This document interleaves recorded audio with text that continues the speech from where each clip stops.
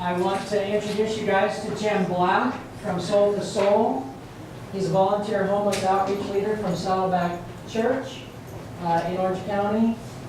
He has an amazing heart, an amazing story, and has come to spend the afternoon with us to share what they're doing in working with the homeless. And we'll take a few minutes when he's finished with this presentation where you have an opportunity to ask him some questions as well. So would you please welcome Jim Black.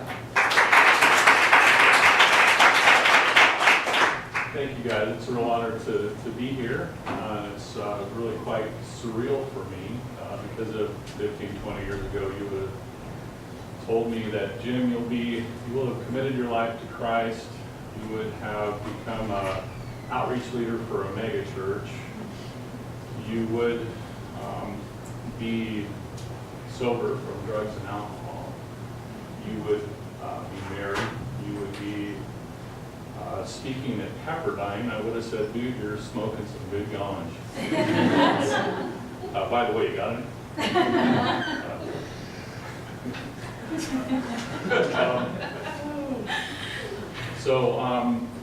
My transformation started when I placed Christ in my heart. But let me tell you a little bit about Soul to Soul, and then I'll give you a little bit more of my background, and then we'll come back to Soul to Soul.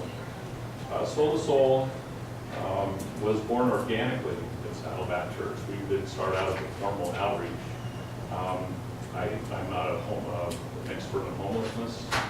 I'm a volunteer leader. We don't have a money trail with the church. We're not funded by the church. We don't really need financial support for what we do. But we're part of a local peace ministries. There's an Acrostic for peace. The peace plan was developed to battle 5 global giants, which are spiritual emptiness, self-centered leadership, extreme poverty, pandemic disease, and illiteracy. And the Acrostic for peace, the P stands for promote reconciliation, the E stands for equip servant leaders, the A stands for assist the poor, the C stands for caring for the sick, and the E stands for educate the next generation. So a little about me, my story. I had a rough start in the beginning. I came from a broken home. When I was 9 years old, I remember my father coming into the room crying and telling me he was sorry. And I couldn't understand why. But then he was gone. And that was kind of strange for me. I didn't understand that. My father was my hero. He was a big guy, 6'5", played ball at the University of Utah. So from that point forward, my life changed, and I got to spend weekends with my dad, and those were wonderful weekends, only to be followed by having to leave and go back to stay with my mom. So it didn't take me long before I was very depressed, and it didn't take me long before I had thoughts of suicide. At 11 years old, I remember thinking about killing myself. I don't know if an 11-year-old could actually follow through with that. But, so after it didn't take me long to figure out what made me feel good, and that was pot. I started smoking pot, and I was like, this is it. This is what life's all about. This feels good. And from then I was on a mission. And that mission continued until I ended up on the streets just after my 17th birthday. And this wasn't in Southern California, this was in Northern California. And it was in the suburbs. I come from a middle-class home. And it rained a lot. And it was a different homeless experience. There was no shelters. There was nobody out there feeding me. There was nobody giving me clothes. And so when I didn't work, I didn't eat. So I tried to keep a job most of the time, and I was pretty dedicated to finding work. But when I did get a paycheck, it always went to the wrong place, up my nose, or actually my direct choice was whatever I could get a hold of. I spent 5 years on the streets until I was about 22. My father came back into my life, and he was a physical therapist. He literally took me off the streets, gave me a place to live, and gave me a job in a hospital. And that was pretty overwhelming, going from being on the streets with really little responsibility to policies and procedures working in a hospital as a physical therapy aide. But I really liked it, and I had an opportunity for change, and I was focused. And so I took that opportunity and ended up getting a license as a physical therapist assistant. And that's what I've been doing for the last 27 years. But you know, getting my license and having money and having a home and a car and a marriage was good, but I was still deeply broken. I still had this emptiness that I had to self-soothe, that I was self-medicating. So my true journey to sobriety didn't come until about 11 years ago. And through a series of broken relationships, I was literally on my knees asking God for help, asking God to bring somebody into my life that I could have a sustained, meaningful relationship with. And He answered that prayer. He introduced me to my life. But what He gave me was so much more, because He introduced me to Christ. Once I accepted Christ and I put Him here, the healing started. Being a member of Saddleback Church, there were a lot of serving opportunities, and I got a little taste of that being part of a small Bible study group. We had purchased a motorized wheelchair and took it to an orphanage in Tijuana. And seeing this little boy who had cerebral palsy get on the motorized wheelchair and chase his pals around with a smile on his face, that was cool. And from there, I was just full bore ministry. Any opportunity I could get to serve, I was on board. I found Walk in Worship. Saddleback Church has a ministry for everything. And Walk in Worship was one of the 7 fitness ministries we had. And being in the physical medicine rehabilitation field, I thought that was my calling. And so that's us at Walk in Worship. And in time, I realized that we had a lot of volunteers that were coming to the outreach, to the ministry, to get something out of it. And I thought there might be more of an opportunity here. We have a lot of people coming. How can we use this to serve God in a better way? And so we prayed. I really didn't know. We prayed that God would take the ministry and use it for His greater purpose. And it didn't take Him long to answer that prayer. This weird repeated foot thing kept coming back up. A couple volunteers came in and asked for shoes for a ministry in the Navajos. They're taking shoes to the Navajo Indians. And then during the Bible study, I met Jeremy. And Jeremy is the other half of Soul to Soul. He's the other co-founder. And Jeremy shared his testimony with me. He was more recently on the streets in San Diego and had a severe problem with alcohol and was led to the San Diego Rescue Mission. He did a year there and then did a year's internship. Jeremy shared his testimony with me, and we just connected right away. And we decided after finishing the Bible study that we would find a way to serve. So we took socks and just went down to Laguna Beach and started handing out socks to the homeless. And this was a once a month event. We just went down there once a month and handed out socks. At that point, we prayed again. And we both took a commitment to make this prayer. And this is one of the most dangerous prayers. Lord, take my life and use it for your greater glory. And when I made that prayer, it changed my life in a big way. It changed the ministry.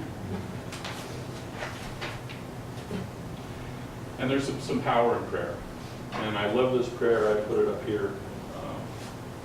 Lord, thank you for leading me where I am. Today, place your armor on me. Give me your eyes to see with, your ears to hear with, your mind to think with, your mouth to speak with, and your heart to love with, so that I can see what you see, hear what you hear, think what you think, speak what you speak, and love what you love. Help me to look beyond the circumstances and instead look at the person. So our approach with the homeless was one of mutual brokenness. We realized that we're all broken, and that through Christ we can be healed.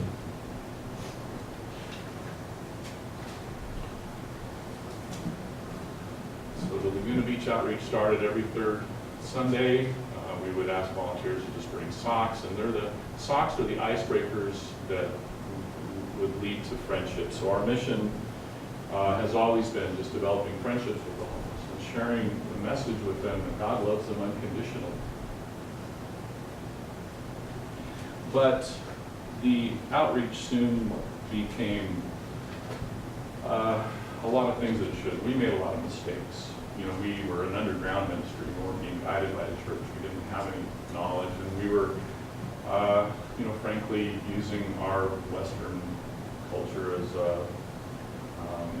our reference, and which was to provide materials. So initially, we started, giving them things, and the ministry quickly became about receiving donations, acquiring donations, storing donations, inventorying donations, and distributing donations. And that was after a while became an obvious void from what our mission was, which was relationships. There's Jeremy served down in Laguna Beach. The picture on the right is at the homeless shelter in Laguna Beach, which I'll talk about in a little while. So one of the first donations we got was from a company called Pepperdine, and they donated 160 of these spa robes. They made spa robes, and they were very nice, terry cloth and hoods, pockets. But I have an 850 square foot condo, so storing these things was a problem.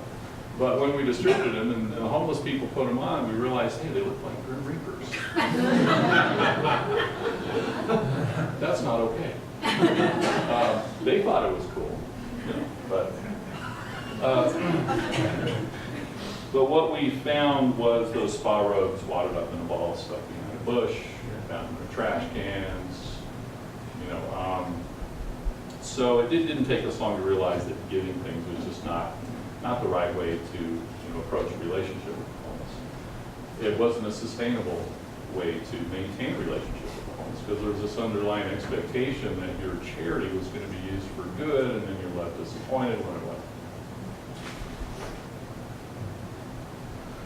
So we started taking the leftover socks to the shelter. We learned about the shelter in Laguna Canyon. And this is a shelter. It's just three modular units that are put together. It's up off the ground. It's in the canyon. And it turns out that shelter was placed there because of a lawsuit between the ACLU and the city of Laguna Beach. That's the only reason it's there. The ACLU felt the city of Laguna Beach wasn't treating them almost fairly, and then part of the stipulation of the lawsuit was that they produce a shelter. And the shelter has a certain number of resident beds, so and that's for residents of Laguna Beach, and then the rest of the beds are lottery. So if you win the lottery, you get a place to sleep that night. If you don't, you end up in the parking lot. And so when we went to the shelter, we noticed that there were many different church groups coming in and feeding the homeless, bringing clothes, bringing toiletries, bringing in items and things that they needed. But we didn't see that there was anybody spending any time with them. There wasn't any fellowship. There wasn't.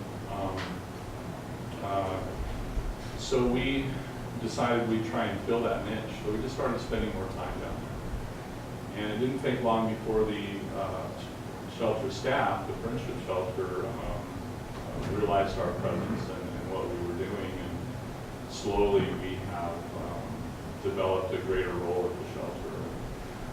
One of the things we did is we asked the director, how could we serve the homeless better?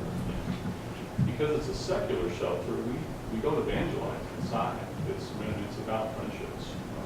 I'm willing to share my testimony if somebody wants to listen. But so anything we can do to engage the homeless, board games, play bingo.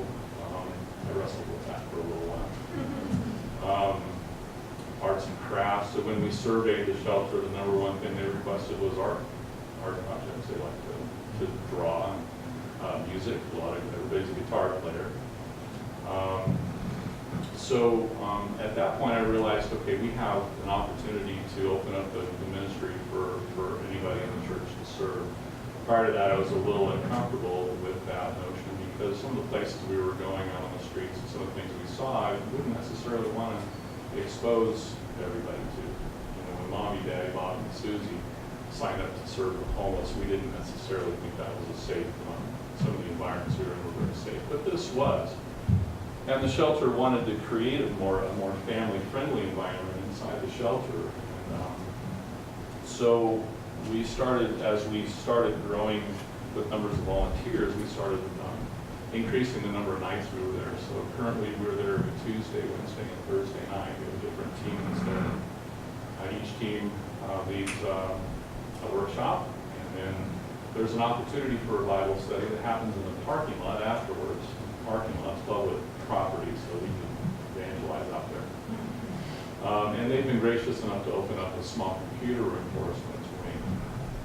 And we call it an inspirational session. Fine, no, call it whatever you want. So we realized that down at Bohini State Beach, down at Dana Point, there was also a large group of homeless. And so we went down there and checked that out, and we came across a group called the Welcome Inn. And the Welcome Inn is a group of churches that have fed the homeless down there for 24 years. Every night they feed the homeless down there. And what a great opportunity to have a large number of homeless all in one place. But when we went down there, we saw the same thing. It didn't matter what church was serving, they would come in, they would pray, they would serve food, they'd pack up and they'd go. And there was fellowship, but it was usually the volunteers fellowshipping amongst themselves, not really any interaction with the homeless. So once again, here was another void we felt like we could fill. So we started going down before, during, and after dinner, and just for the purpose of developing relationships. And this became a weekly outreach. We do this every Tuesday. We found that there was a lot of people living under the Santa Ana riverbed. And under each overpass you could find up to 15 people living in tents. And starting from the train station just above Angel Stadium, you see in the background, we get on our bicycles and we ride down the bicycle trail and stop under each overpass, and then we use socks as an icebreaker. 9 out of 10 of them said, yeah, I need socks, I need socks. And what's cool is to watch them take their shoes off and immediately put them on. And it's like, the socks are like golden for your feet if you haven't had a fresh change of socks. So same thing down there. We spread a message of hope. Let them know God loves them unconditionally. Mostly we just listen. Listening is one of the greatest forms of love, to just listen to somebody, to get their story. And there are some amazing stories.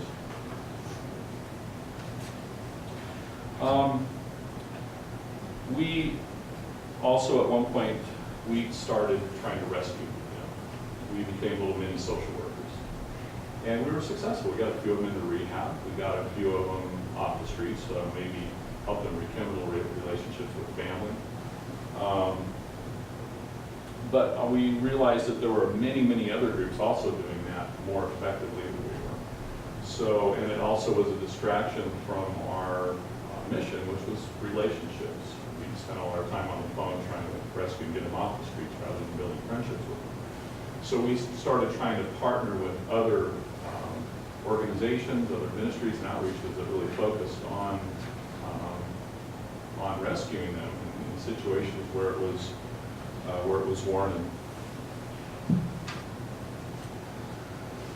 We try and hold the philosophy that our job is to love others without stopping to think of whether they are worthy. And God loves us all unconditionally. And it's the volunteers that make it happen. Candace on the left there, she's a retired teacher. And she's just a sweetheart. What she has done has shaped our workshops at the shelter, because she'll bring all these creative ideas and engage larger groups of people in the workshops. Like she brought a bunch of latex gloves and some sand, and the homeless people would fill the latex glove with sand and then make all kinds of hand gestures. Some of them I won't show you. And then put them on a stand for display. Pretty fun. And bingo, she's behind the bingo. And we go back and forth about how appropriate bingo is, because we win a bingo game, you get a bus pass. Yes. I wrestle with them. So. But I broke down and agreed. That's me and Jeremy at the beach down in, is that in Laguna? That was in Laguna Beach. I just want to share with you a case study. I guess if you will, you could call this a case study. And this was, I guess for the sake of confidentiality, we'll call him John. Hopefully I won't slip and say his real name here. John is one of the first homeless guys that we started ministering to down in Laguna Beach. And we developed a friendship with him. We only saw him once a month. And did as much as you could with somebody seeing him once a month. John was pretty wild, and he was violent, and he was always getting into fights. He was kind of a bully. Never saw him with any black eyes. He was always the one on the bullying side of the fights. And but there was something redeemable about him. There was something, that this guy had potential. I could see it, and I always made it a point to tell him that. And he was one that eventually he approached us and said, hey, I really want to change. I have a nephew that I don't want to know that to learn that her uncle was homeless and on drugs. I want to change. So we helped him get into a rehab. And he was there 3 days, long enough to sober up, and he picked the fight and got kicked out. And we lost contact with him. And he turned up a few months later, and he kind of stayed away from us. I think there was some shame and guilt. He tried to avoid us a little bit, but I still made it a point to corner him and tell him that it's a journey. I don't know how many times I've fallen off the wagon and come back trying to be sober again, and that I didn't judge him for that. How could I? It would be hypocritical to do so. We lost contact with him again, and then I got this letter in the mail, and I just want to read it to you because this letter kind of shows that how you can make an impact in somebody's life.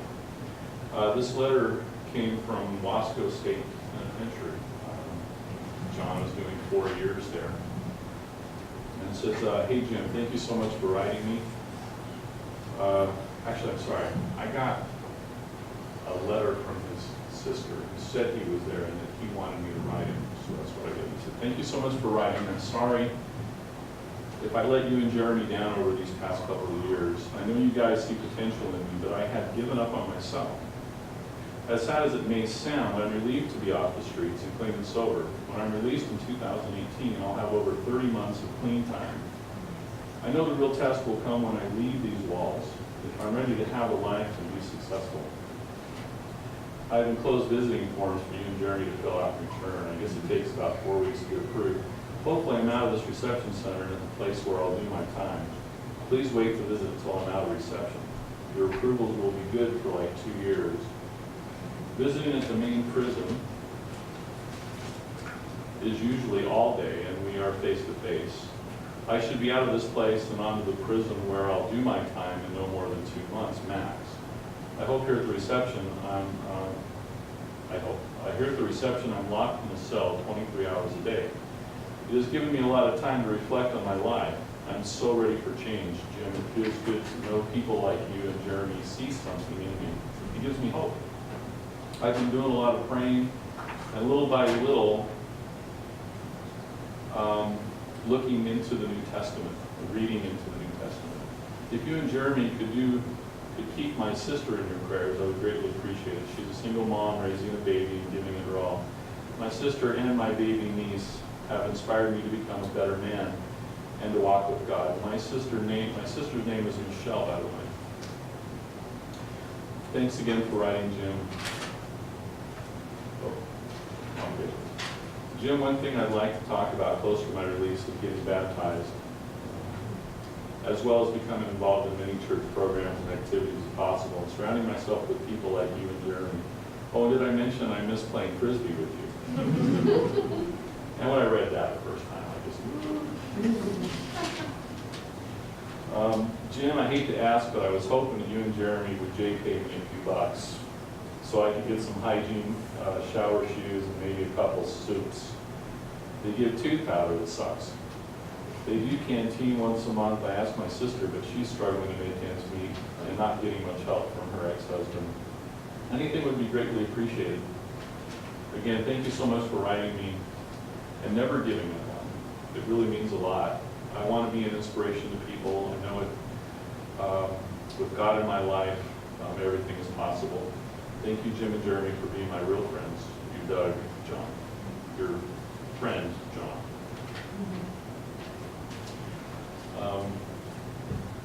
So that's it. That's what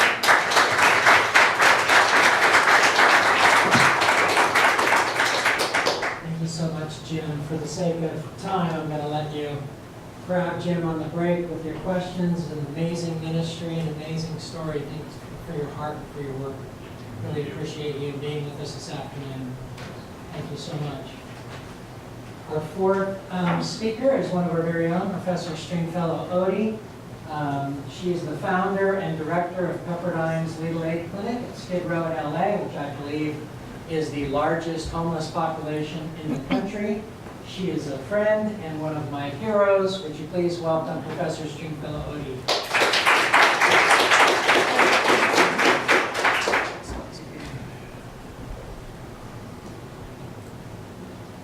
Brittany Stringfellow, number 2. Thank you.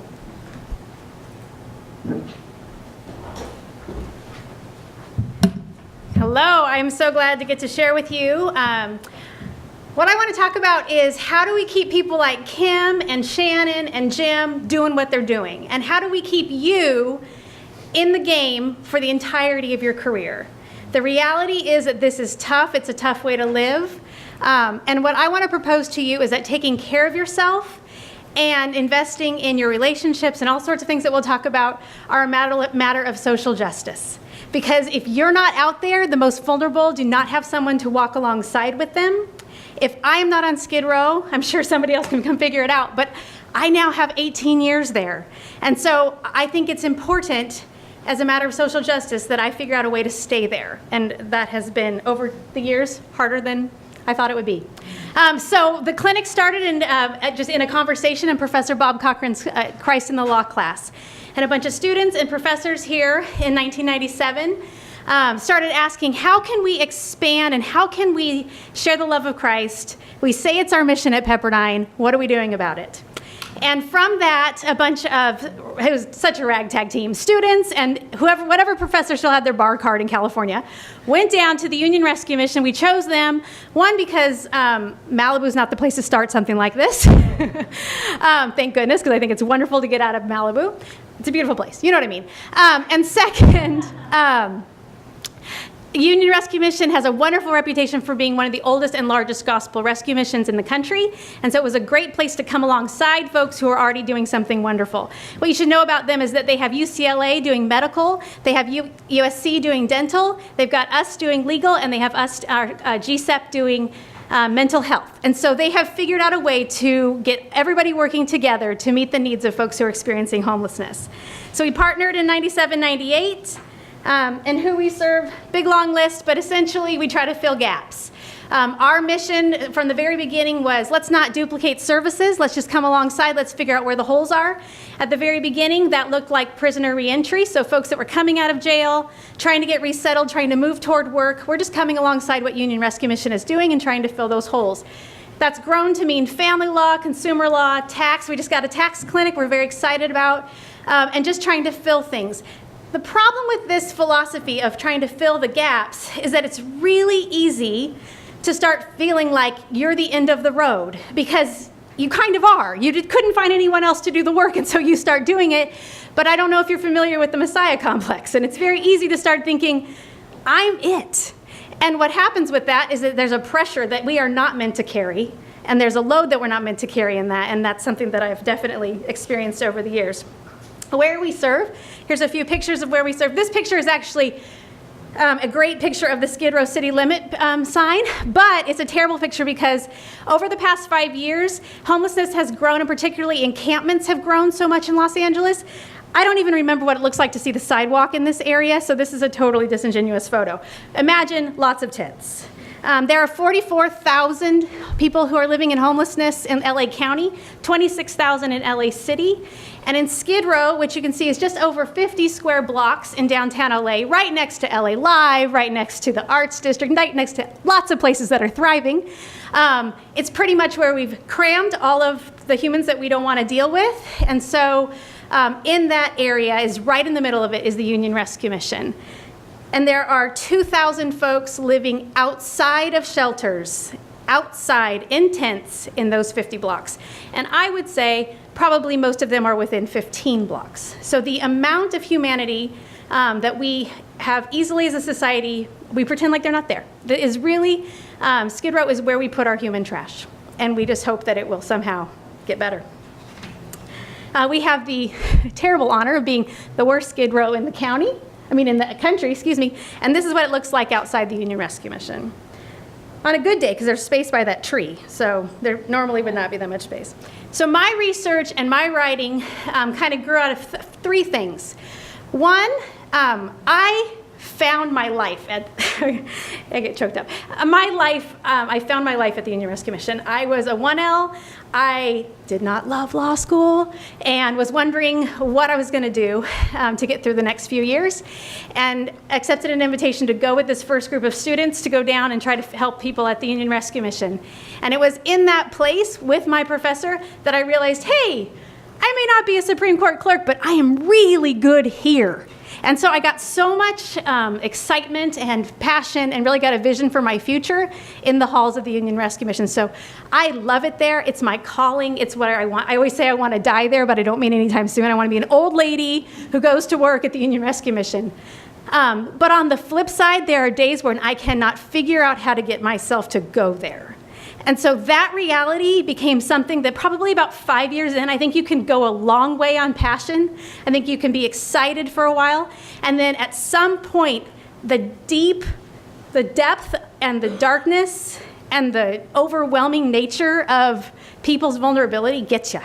And so from that, I started trying to figure out, yes, I want to live a life where I am working here for the rest of my life, and I got to figure out how to go there on Monday. Right? So that's the first thing I started trying to research and just find some resources on.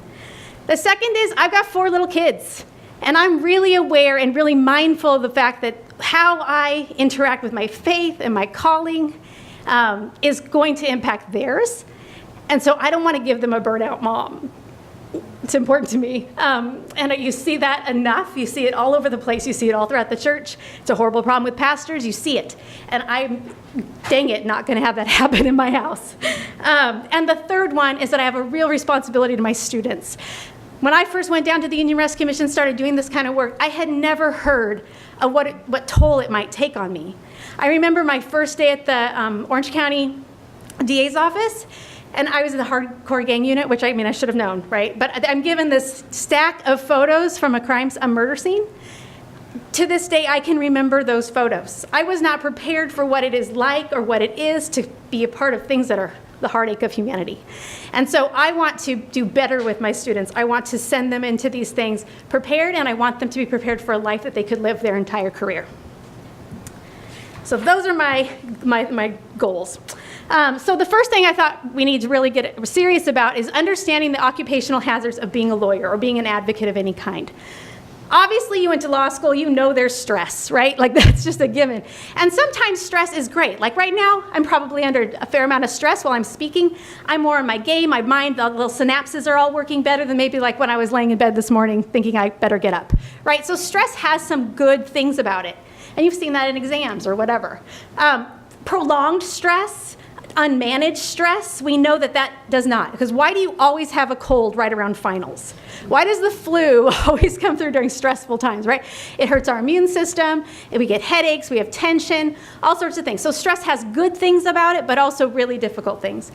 Another occupational hazard is burnout. Burnout is prolonged stress, and it's in situations where folks are working with people, right? And so you see that it's exhaustion, and you get a little bit of cynicism. Sometimes it's against cynicism about your client. Sometimes the cynicism turns inward and gets really nasty when you start hating yourself, right?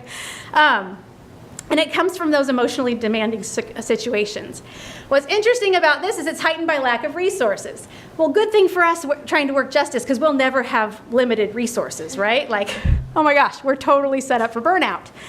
And then the third one that I had never heard about and really have come to really appreciate and want to be mindful of is vicarious trauma and compassion fatigue. I use the two words interchangeably because that's what they do in psychology. But this encompasses that burnout and the secondary trauma with those in the helping professions. And you can see it in first responders. I mean, they really started looking at this like after 9/11 and what it did to those firefighters to run into a building and to see people in such harm. Within the legal profession, you think of folks who are doing elder law or prosecutors, defense attorneys, judges who are hearing really traumatic stories all day long, particularly for judges because they don't get to talk to anybody about it, right? In family law, I spent a year in a family law firm, and man, I was afraid to get married, right? That kind of stuff, it seeps in and it gets to you. Immigration, asylum cases, the drama and the trauma that you hear about as an advocate in those. Children's attorneys, anywhere where you're hearing stories of injustice and pain, you're pretty susceptible and you're on the front lines for this kind of stuff. The thing about compassion fatigue and vicarious trauma is that it stems from one of the most beautiful things I know of, and that is it stems from empathy. And so I'm not a scientist, obviously, but just the amazing way we're created is that we are able to connect with someone on such a deep level. And if you've worked with a client, I'm sure that you've had this experience, that as you're hearing their story, you are taking in some of their story. And the beauty of that is that you are able to be with them, be present with them, and walk alongside with them. And I would not trade that for the world. But what I didn't know is that there's an aftermath of that. And that is that I carry part of that trauma even though I didn't experience it firsthand. And so what happens is that negative changes happen within your perspective. I was at a conference with children's court attorneys and judges. And they're like, oh, talk amongst yourselves. How has your work changed your worldview?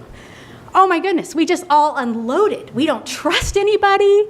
We can't believe the depths that humanity will go. I'm like, my kids are never going on a sleepover. They are never, ever. It's like I'm so ruined by what I've seen, heard, and by secondhand or vicariously experienced. Charles Figley is the pioneer of the compassion fatigue movement, and he talks about this being a disorder that affects those who do your work well. So I take that as like a really strange compliment. Thanks a lot. It's ruining my life, but it's because I'm connecting and I am client-centered and I do want to walk with my clients.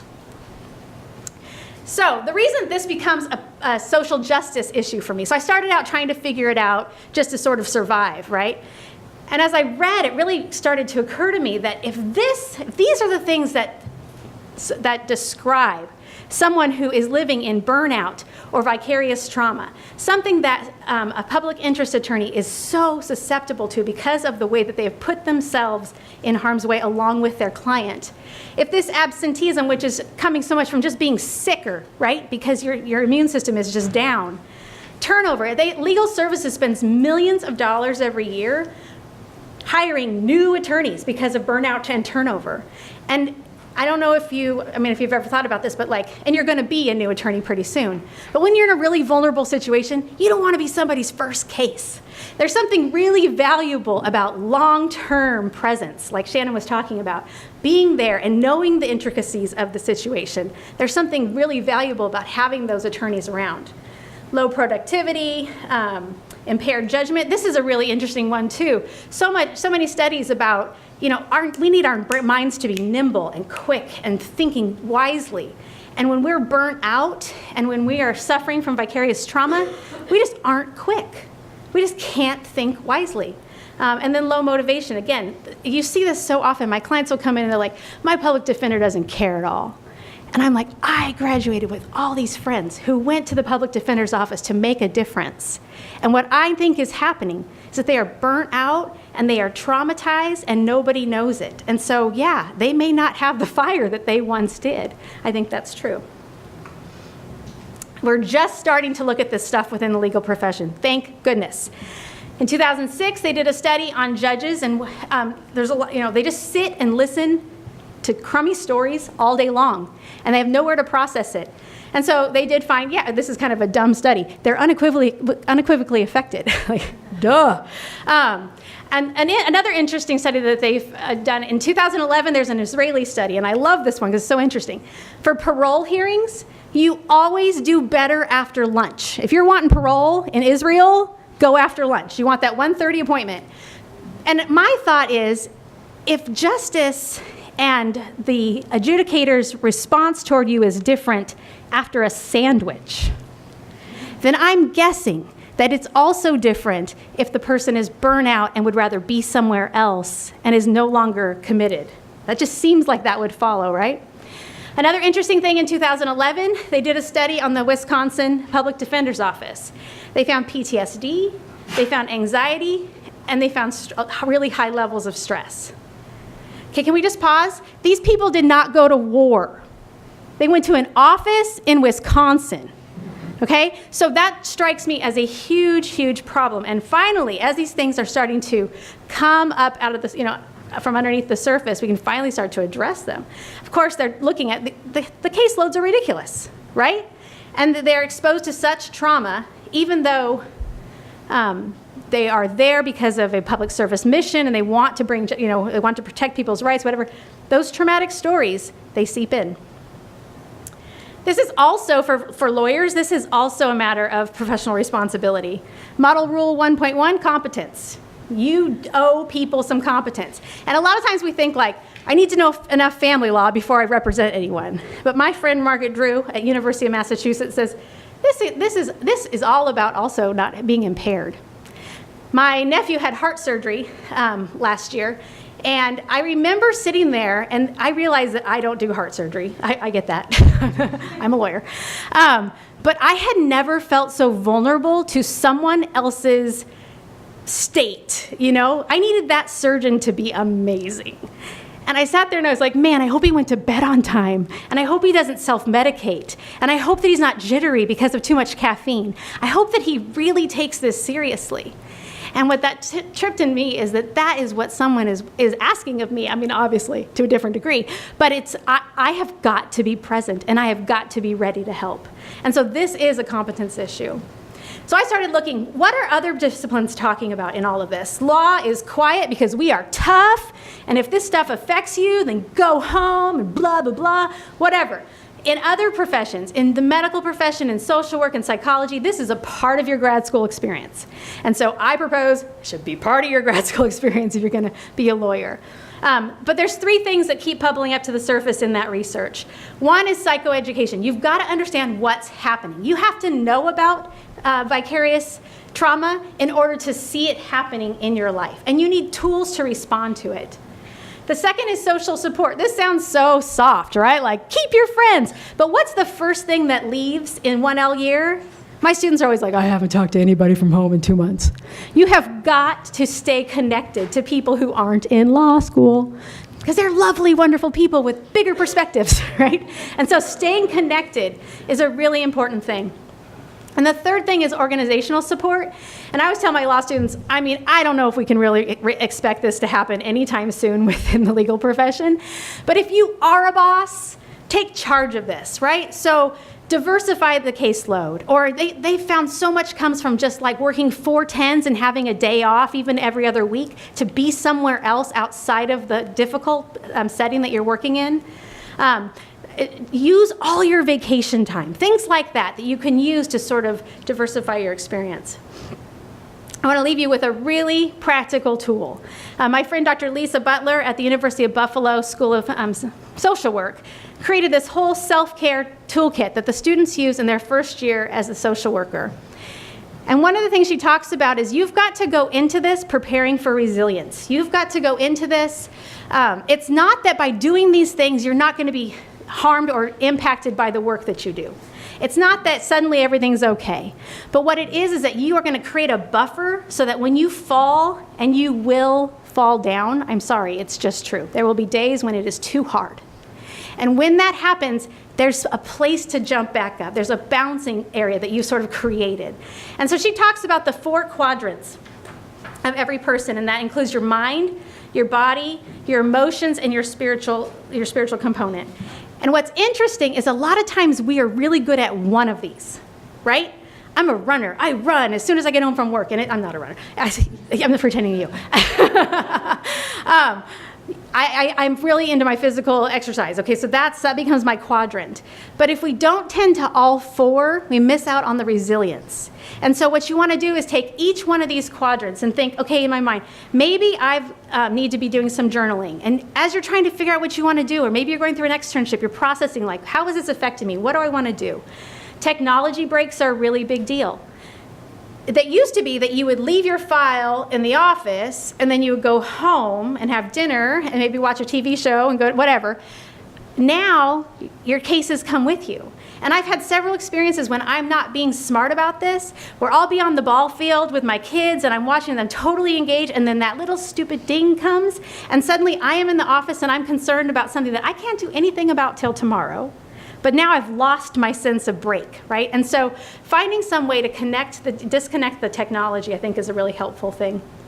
And this, and then under body, of course, like exercise, eating well. This is a great plan also just to get yourself through finals. Like the way you start to live in law school is probably a great indicator of how you're going to be as a professional and how you're going to be as a justice worker. And so this is the practice ground, right? And so in that, I mean, my favorite thing with my friends who are public defenders, I always hear, well, I don't have time to get a root canal. Everybody has time to get a root canal. So do the things, do the preventative medicine, go to the doctor when you're supposed to. We live in America, take advantage of it. Emotions, right? So social interactions. Would you please make dinner reservations with some friends sometime soon and connect? Do something to connect with others. Monitoring emotions. I'm always quick to say, I don't think you can go through your life doing this kind of work without a good therapist on your side and maybe a spiritual director.